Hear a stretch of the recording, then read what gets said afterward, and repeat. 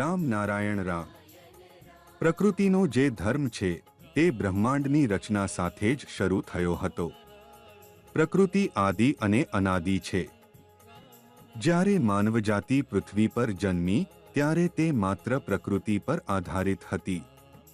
પ્રકૃતિ તેના જીવન માટે પૂરતી હતી. તેને બહારની દુનિયા સાથે કોઈ લેવું દેવું ન હતું.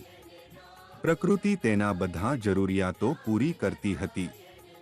પણ પછી ધીમે ધીમે માણસને બહારની વસ્તુઓમાં રસ પાડવામાં આવ્યો. તેને માનવસર્જિત વસ્તુઓની લાલચ આપી. માનવસર્જિત ધોરણોમાં ફસાવવામાં આવ્યો. આ જ ક્રમમાં માણસને જાતિ, ધર્મ, બંધારણ, સારા ખરાબના માપદંડોમાં બળજબરીથી સામેલ કરવામાં આવ્યો.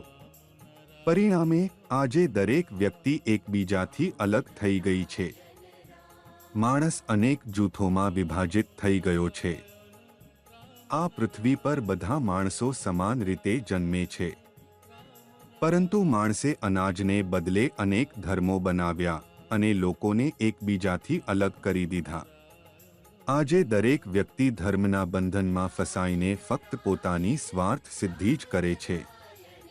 પરંતુ અમારા મહાગુરુ બાલક બ્રહ્મચારીજી કહે છે કે સૌથી મોટો ધર્મ આકાશ છે, જ્યાંથી આ સંસારમાં બધું ઉત્પન્ન થયું છે, અને સૌથી મોટો ધર્મગ્રંથ રામ નારાયણ રામ છે.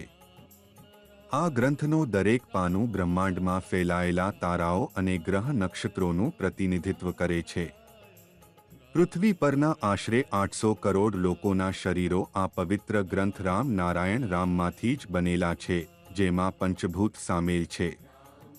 આ પંચભૂતો પરથી આપણે ઊર્જા અને જ્ઞાન મેળવીએ છીએ. આ જ જ્ઞાન આપણને જીવનનું સાચું અર્થ સમજાવે છે કે જીવન કઈ રીતે જીવવું જોઈએ અને શા માટે જીવવું જોઈએ.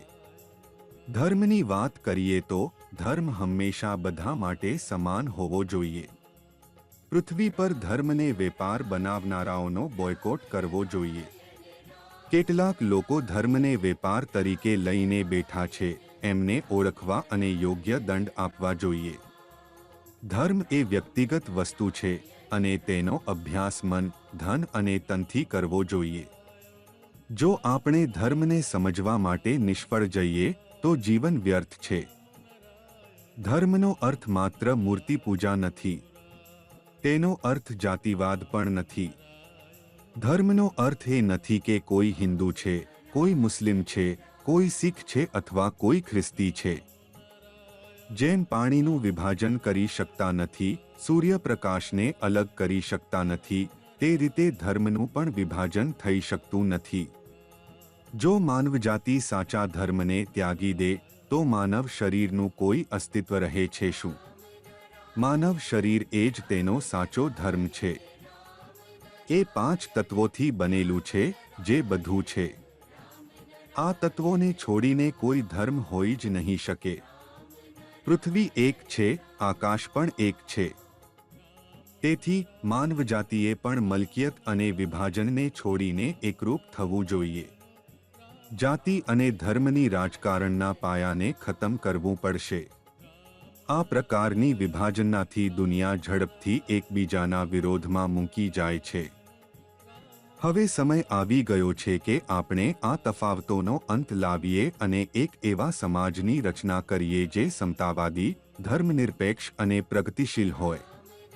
આ ત્યારે જ શક્ય છે જ્યારે આપણે આપણા અંતર્મનને સાંભળીએ, પ્રકૃતિ સાથે જોડાઈએ અને નિયમિત રીતે રામ નારાયણ રામનો જપ કરીએ. પ્રકૃતિ એ સૌથી મોટો ધર્મ છે અને દરેક વ્યક્તિએ તેની મહત્વતાને સમજવી જરૂરી છે. જ્યારે માણસ રામ નારાયણ રામ સાથે જોડાય છે ત્યારે તેનો જીવન પોતે જ સ્થિર અને સંતુલિત થઈ જાય છે. રામ નારાયણ રામ દ્વારા લોકોને હંમેશા આ શીખવવામાં આવે છે કે હંમેશા તમારી વિચારધારાને સકારાત્મક રાખો, સારા કાર્ય કરો અને જ્યાં સુધી શક્ય હોય ત્યાં સુધી લોકોનું કલ્યાણ કરો. રામ નારાયણ રામના માધ્યમથી સમાજમાં ફેલાયેલી નકારાત્મક ઉર્જાને હંમેશા ખતમ કરવાનો પ્રયાસ કરવામાં આવે છે.